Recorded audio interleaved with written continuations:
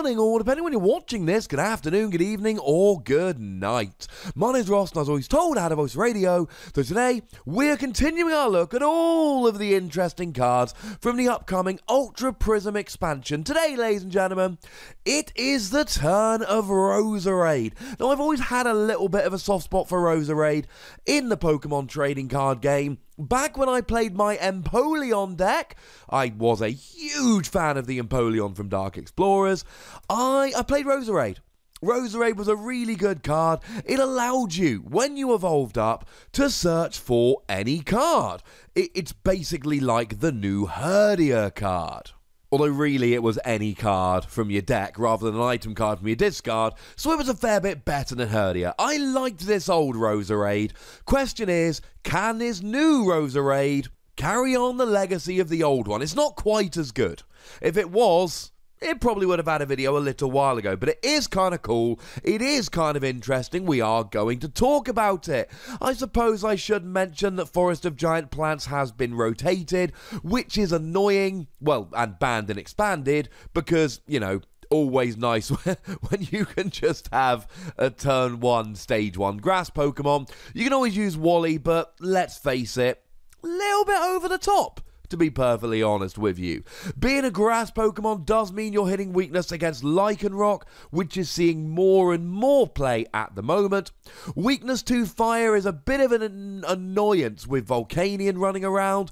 As I've said in a couple of videos lately, Gardevoir really has been pushing down the playability of Volcanion. But if Gardevoir sees less play in the future with all the metal stuff coming out, maybe Volcanion comes around and that's a little bit annoying. Retreat cost of 1 is quite good just because it's low, to be perfectly honest with you. And 100 HP it's on the low side for a stage 1. But we can't have everything.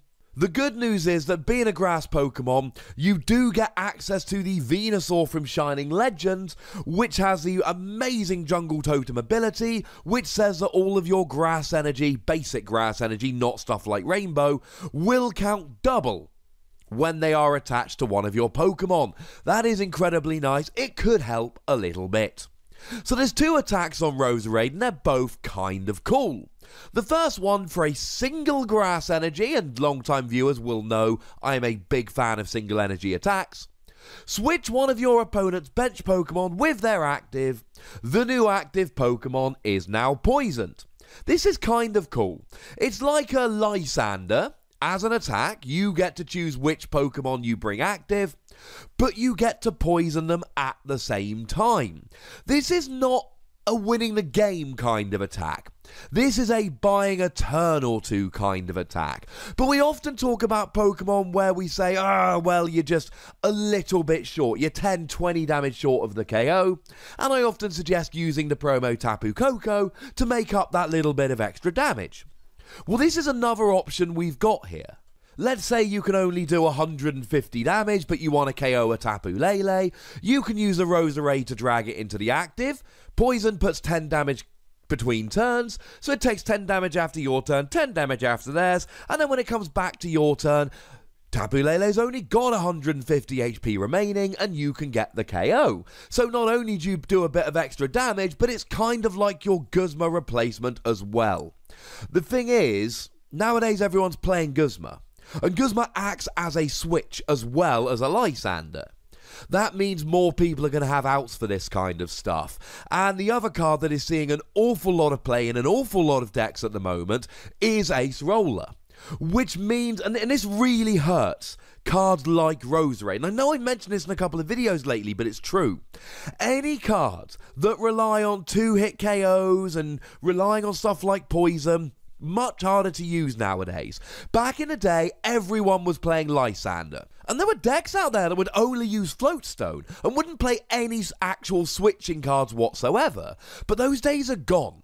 At the moment, Guzma is a 3 or 4 of in every deck. Sometimes you'll find a deck that's only playing 2, but that's rare. Ace Roller is played in the majority of decks. And, of course, we've got Tapu Lele to search them out. As much as I like this first attack from Roserade, and I do, and we've seen attacks like this a lot in the Pokemon trading card game, and some of them have been kind of good, some of them have seen play.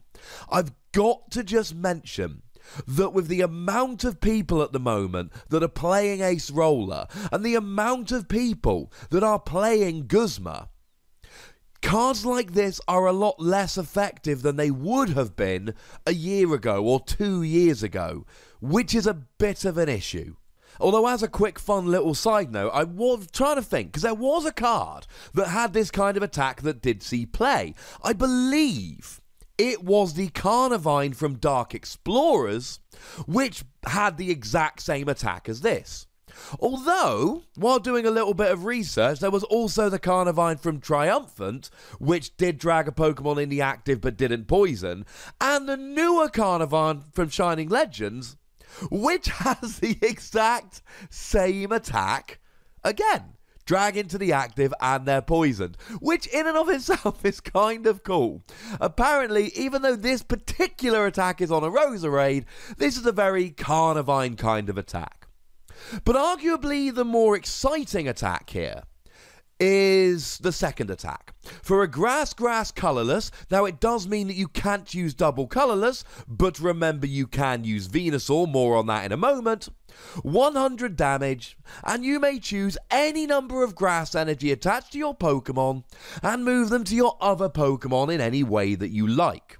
Now this is very interesting because of course I said at the beginning of the video that the Pokemon that's most relevant that you're hitting for weakness is Lycanroc. Lycanroc has 200 HP. You do 100 with this second attack with Roserade. Would you believe it? That just happens to be the exact right amount of damage to get a one-hit KO on a Lycanroc. But you've got 100 HP yourself, which means you aren't going to be staying around for very long. Well, there was a card a while ago that saw an exceedingly large amount of play, and it was the Tornadus that was first printed in Emerging Powers. And the great thing about that was the attack Hurricane, which did 80 damage and moved a basic energy to one of your bench. And the theory was very simple. Now at the time, 80 damage KO'd a whole bunch of supporting Pokemon like Shaman, that was absolutely huge at the time, or Smeargle, that was absolutely huge at the time. And you would get KOs on those little Pokemon while moving an energy to the bench. Well, Roserade does the same thing here. It's not just that you can get a KO on something like a Lycanroc, although that in and of itself is very cool. It's also the fact that you then get to take that energy and move it to a different Pokemon. Now really here you want to be using it with Venusaur.